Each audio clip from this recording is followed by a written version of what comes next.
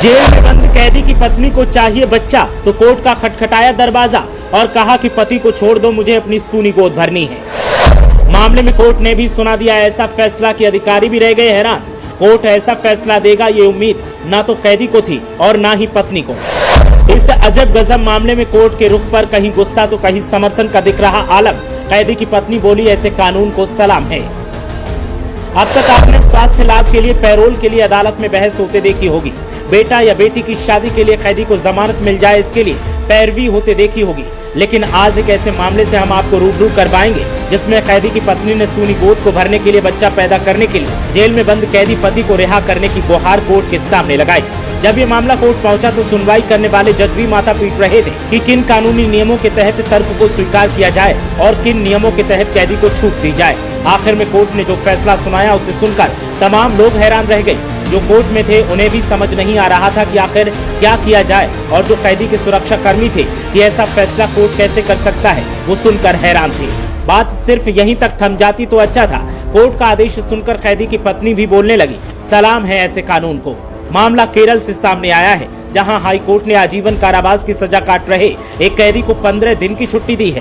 कैदी की पत्नी ने कोर्ट में याचिका दायर की थी कि उसे संतान सुख चाहिए और इसके लिए पति की जरूरत है। सुनवाई के बाद कोर्ट ने इन विट्रो फर्टिलाइजेशन ट्रीटमेंट के लिए कोर्ट ने कैदी को छुट्टी दे दी।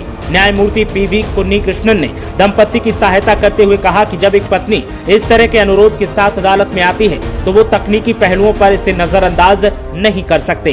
कोर्ट ने कहा कि अपराध में दोषी पाए जाने के बाद सजा मुजरिम को इसलिए दी जाती है ताकि उसमें सुधार हो। केरल कोर्ट ने आगे कहा कि आपराधिक मामलों में सजा काट चुके व्यक्ति को बाहर आने पर अलग व्यक्ति की तरह व्यवहार करने की जरूरत नहीं, उसे किसी भी सामान्य नागरिक की तरह एक सभ्य जीवन जीने का पूरा अधिकार है।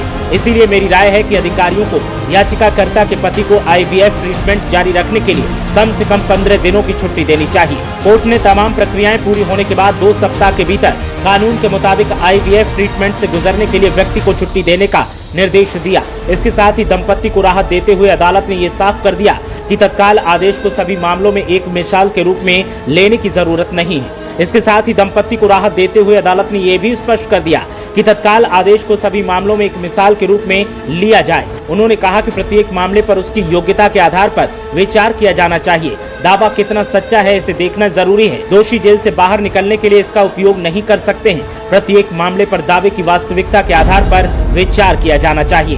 कोर्ट का ये फैसला अब सुर्खियों में है। हर अखबार की मुख्य हेडिंग इसी को लेकर है। हर तरफ इसकी चर्चा हो रही है और पत्नी पति को छुट्टी मिलने के बाद खुशी का जश्न मना रही है। उसका कहना है कि अदालत के फैसले के बाद उसकी सूनी गोद भरेगी और परिवार में खुशियां दस्तक देंगी।